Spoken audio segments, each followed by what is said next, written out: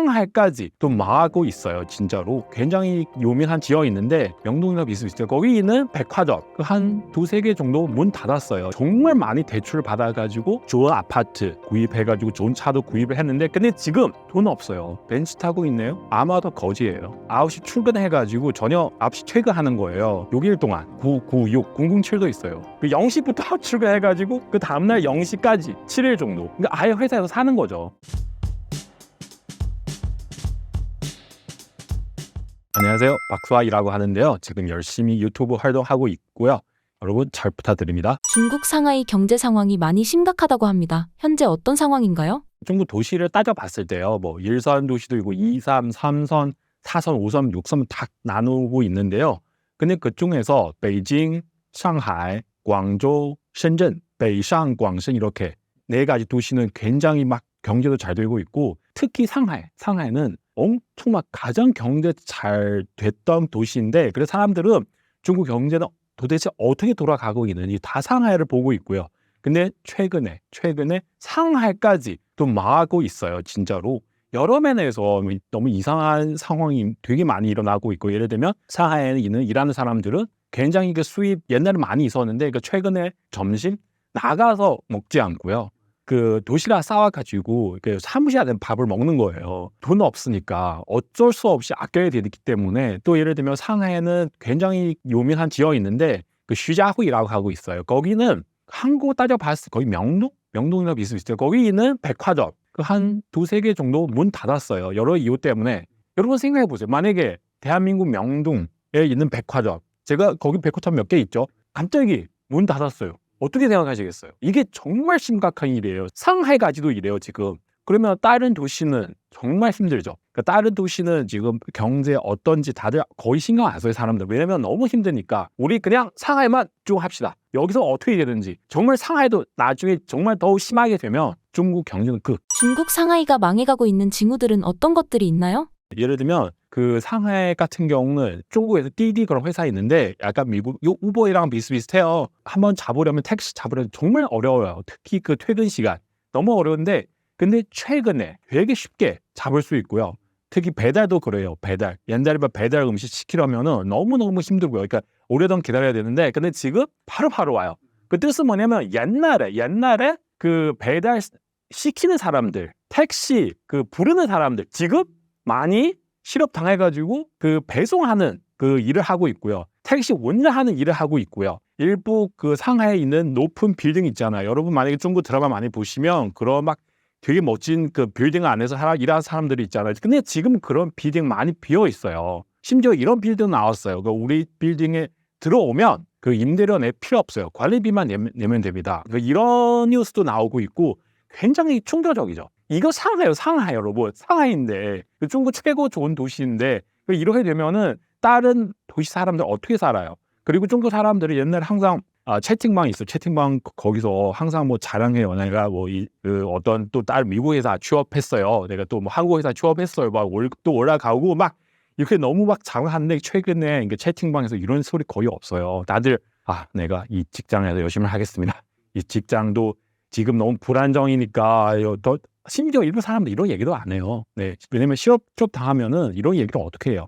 특히 또 지금 날씨도 따뜻하게 되니까 그 채팅방에서 사람들은 굉장히 많이 자랑해요. 내가 이번에 뭐 한국에 갔다 왔어. 내가 미국에 갔다 와서 막 이렇게 자랑하는 사람들이 많은데 근데 지금 다 사라지는 게 아니고요. 근데 대부분 없어요. 사람들은 돈도 없고 그런 마음도 없고 힘들어요. 네, 어떻게 내일까지 돈 벌 수 있는지 그거까지 모르는 사람도 많이 있기 때문에 상하이도 이래요 지금. 그러면은 중국 경제는 어떻게 되는 건지 앞으로 정말 저도 잘 모르겠어요. 근데 아마도 더 악화될 수밖에 없을 것 같아요. 네, 지금. 중국 대도시 내에서 빈부격차도 굉장히 심해졌다고 들었습니다. 어느 정도인가요? 이렇게 말씀드릴게요. 지금 만약에 돈 없다. 통장 안에서 돈 하나도 없다. 이게 그냥 다행인데요. 중국 많은 사람들은 지금 대출을 엄청 많이 받았어요. 그만큼 상하이 이야기를 말씀드렸잖아요. 상하이 특히 그런 사람 많아요. 그게 뭐냐면 좋은 차, 좋은 아파트 가지고 있는 거지. 이게 옛날에 어느 정도 이게 좀 수익 괜찮은데요. 사람들은 약간 좀 그런 거 있어요. 내가 올해 예를 들면 뭐 엄청 많이 벌었어요. 그러면은 어떻게 생각하고 있냐면 나중에도 이만큼 벌 수 있다. 심지어 올해보다 더 많이 벌 수 있다.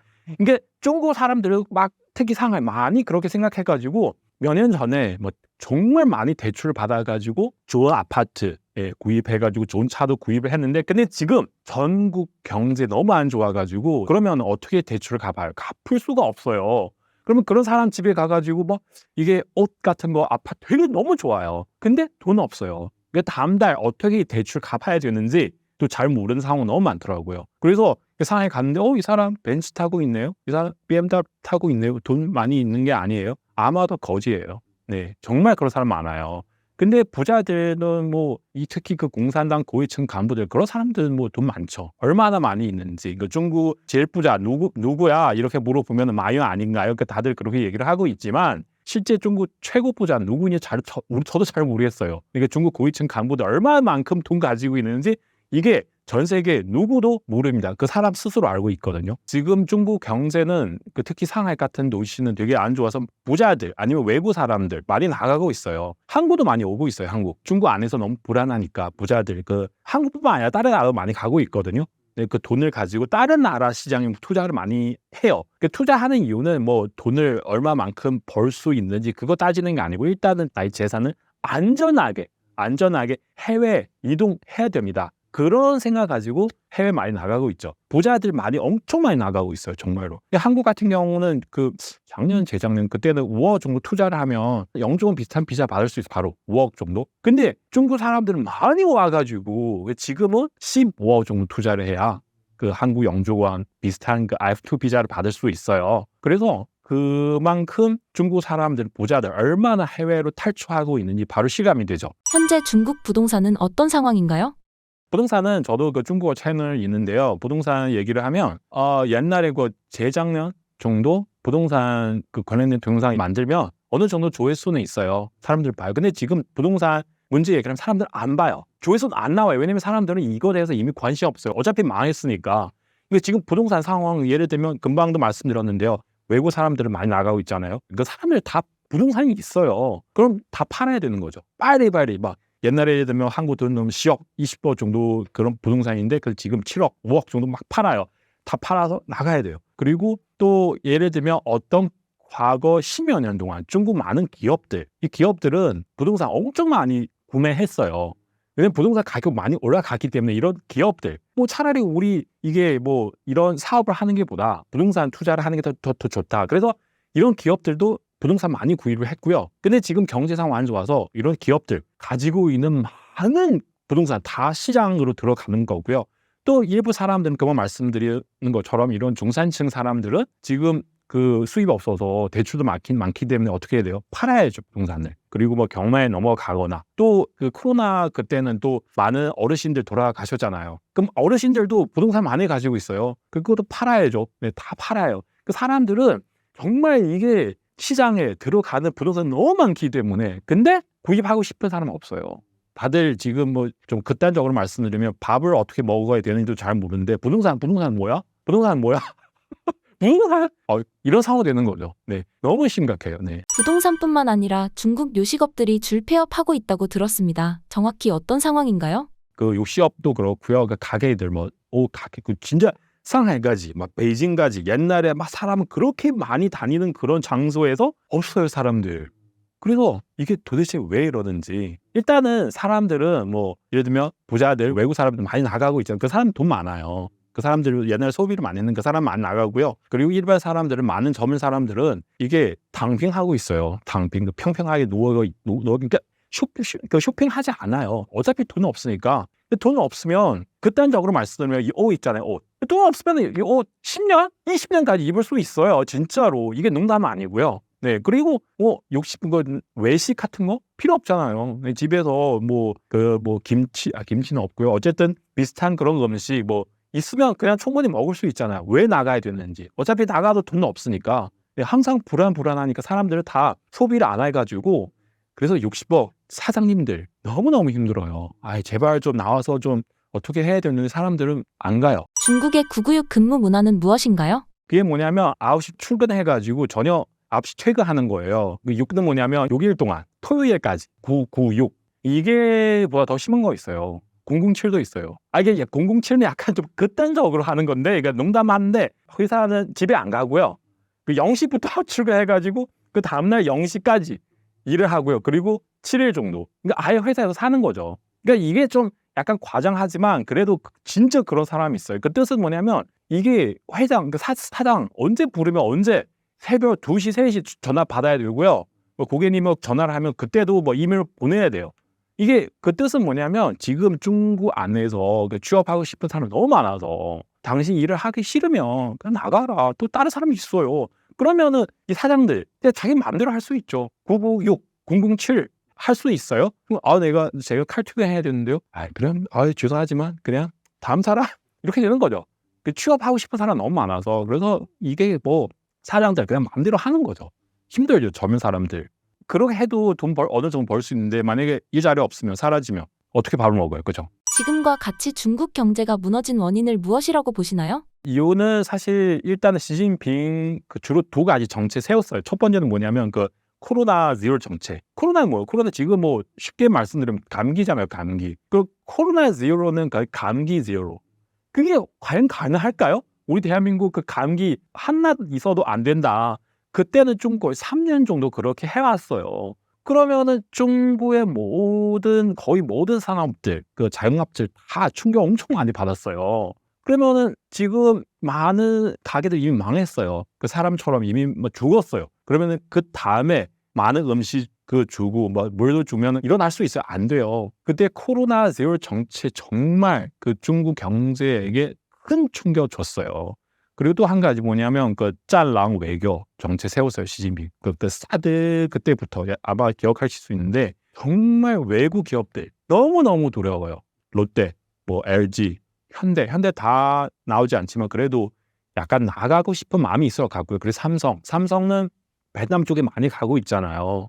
그래서 너무너무 떨려요. 이 중국 시장 안에서 돈은 어느 정도 벌 수 있지만 그래도 내일 어떤 일이 일어나는지 그 이상한 상황 만날 수 있는지 다들 모르니까 기업들 다 나가는 거죠. 그 중국 안에 있는 기업, 심지어 중국 안에 있는 중국 기업들도 나가려고 해요.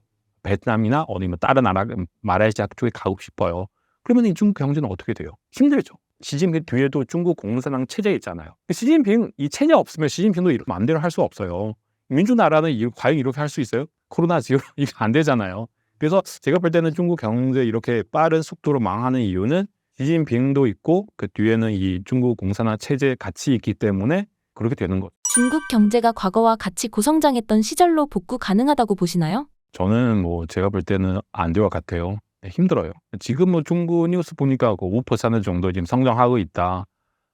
제가 진짜 거짓말 해도 그렇게 하면 안 되잖아요. 이게 5% 이게 엄청 큰 거잖아요. 5% 계속 성장하면은 지금 중국 경제 실제로 보니까 상황 너무 안 좋아요. 지금 중국 안에서 결혼하는 사람들도 숫자 굉장히 많이 줄이고 있어요. 올해 1분기 같은 경우는 작년보다 또 줄었어요. 그래서 이게 제가 볼 때는 대체는 없어요. 네. 만약에 중국 민주화되면 왜냐면 지금 문제는 뭐냐면 중국 안에 사람들은 희망을 안 보여요. 희망 없어요. 절망해요. 그리고 외국 사람들도 중국 시장 내에서 뭔가 믿음 없어요. 믿음 다 사라졌어요. 그래서 이게 사람 자신, 믿음 다시 만들어야 되는데 근데 지금 상황은 안 돼요. 그래서 사람들은 항상 겨울이 왔어요. 이 경제 겨울 왔어요. 우리는 아무것도 하지 말고 그냥 조용히 있어. 다들 그렇게 생각하고 있어요. 태자당과 시진핑 사이에서 마찰음이 들리고 있다고 합니다. 우선 태자당은 어떤 집단인가요? 중국 사람 입장에 봐서 태자당은 마오쩌둥 그 사람 같은 시기에 있는 중국 공산당 고위층 간부들의 아들 태자당들은 그러니까 이런 사람들이에요. 예를 들면 시진핑도 태자당이죠. 그리고 짱유샤 그 사람 중국 군부 2인자 짱유샤도 태자당인데 그러니까 이런 사람들이에요. 그러니까 이런 사람들은 엄청 큰 파워를 가지고 있고요. 중국 사람들은 만약에 원하면 중국 안에서 모든 거 다 할 수 있어요. 이 사람들. 예를 들면 중국의 석유, 중국의 텔레콤, 중국 금융, 중국의 군대까지 다 이 사람들을 장악하고 있어요. 그러니까 옛날에 이 사람들 시진핑은 어느 정도 사이 좋은데 지금 중국 정치 워낙 불투명하니까 저도 확실한 증거는 없지만 그래도 이런저런 얘기 많이 나오고 있어요. 지금 시진핑이랑 태자당 이 사람들도 사이 너무 안 좋게 갈등 많이 생기고 있다. 그런 뉴스도 많이 나오고 있습니다. 중국 내파벌들은 어떤 곳들이 있나요? 공산당 있잖아요. 공산당은 어느 정도 나이 돼야 공산당원 될 수 있는데 그 조직 들어갈 수 있는데 근데 나이 젊은 사람들은 그 공청단이 있어요. 그게 뭐냐면 공산주의 청년단, 그러니까 줄여서 공청단. 그러니까 후진타오 이런 사람들 옛날에 이 공청단 그 단중앙 안에서 큰 역할을 했어요. 이 사람들.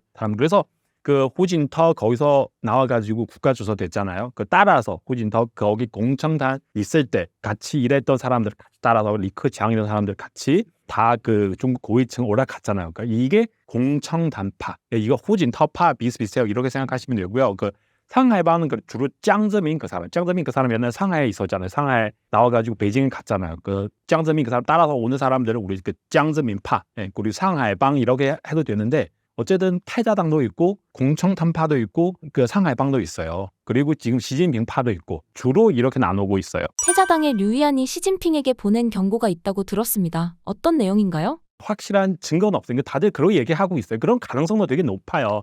그 류이안은 그 사람 누구냐면 그 사람 아버지가 그 류샤오치라고 하는데 류샤오치는 그때 마오쩌둥 시대의 2인자였어요. 2인자. 바로 마오쩌둥 뒤에 있는 사람 2인자.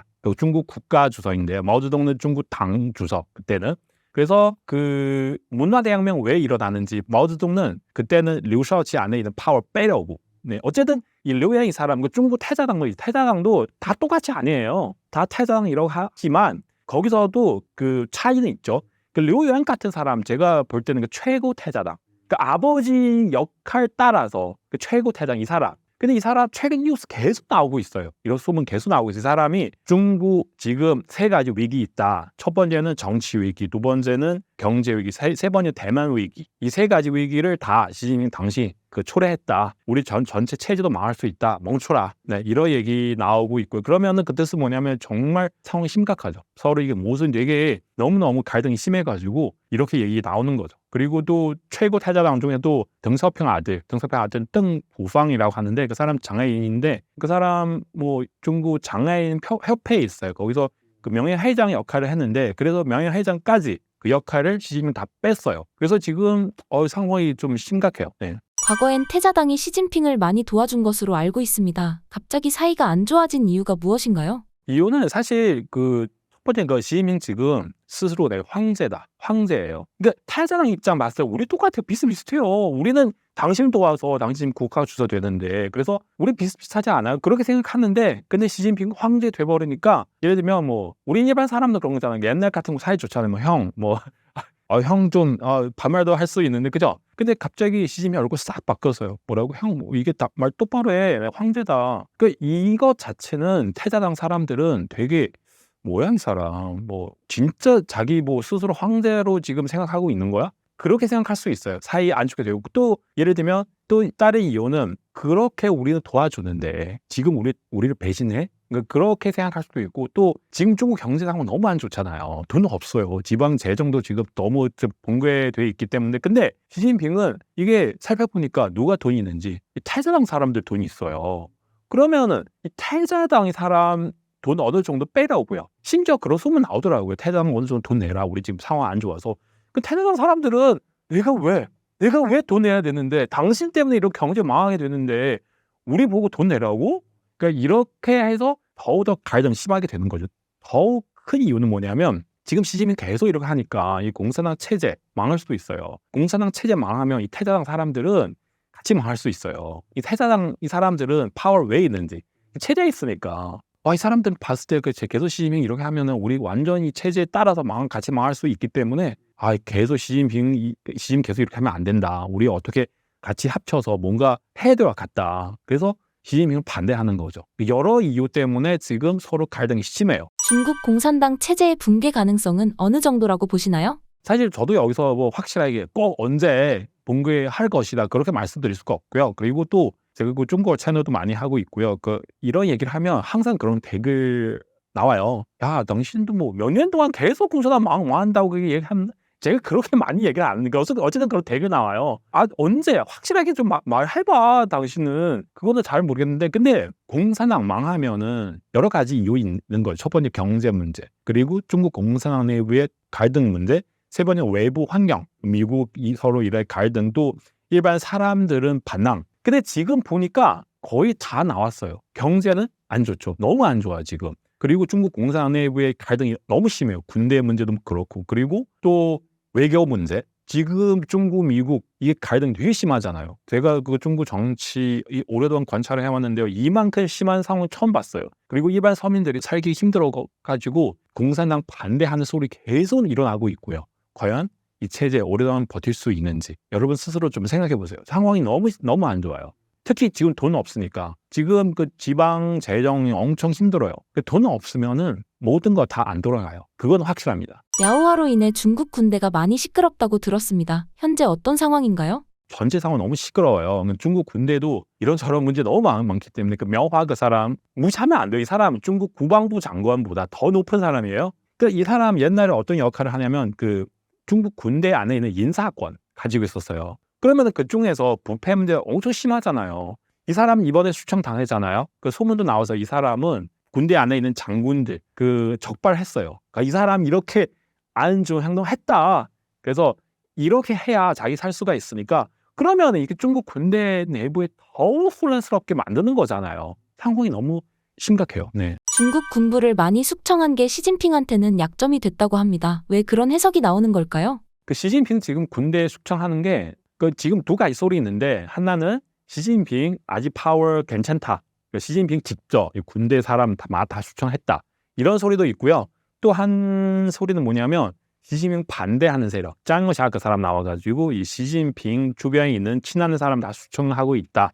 당신 스스로 다 숙청했으니까 그럼 당신 책임이 있잖아요. 당신 이런 사람을 선택했으니까 당신 책임이 있지 않아요? 당신 뭐 문제 있지 않아요? 또 예를 들면 다른 세력 이 사람 다 숙청해버리면 그러면은 시진핑 정말 파워 어느 정도 사라지는 게 아니에요. 특히 군대 안에서. 네, 그래서 이 모든 문제 다 봤을 때 시진핑 책임이 있다. 아니면 시진핑 파워 이미 어느 정도 사라졌다. 사람들은 그렇게 다 보고 있고요. 사실 그땐 사람들은 이게 다 시진핑 사람인데 왜 숙청을 하는지 지금 이유는 일단은 군대 대만 문제 때문에 그래요. 대만 문제.